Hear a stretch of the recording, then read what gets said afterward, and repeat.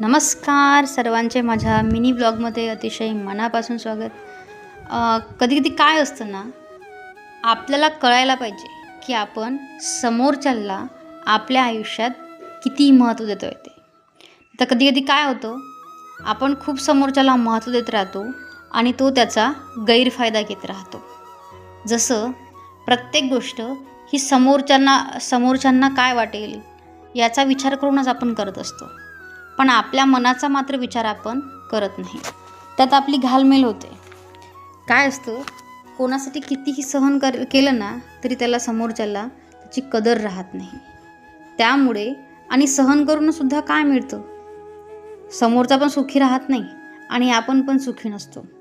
त्या कारणामुळे कोणाला आनंदी ठेवायच्या फंदात कधी पडायचंच नाही आणि स्वतःला दुःखात सुद्धा लोटायचं नाही. जितकं होईल ना तितकं चांगल्या लोकांच्या सानिध्यात राहण्याचा प्रयत्न करावा. कारण आपण ज्या लोकांच्या सहवासात राहतो ना, त्यांचा कळत न कळत हा परिणाम आपल्यावर होत जातो.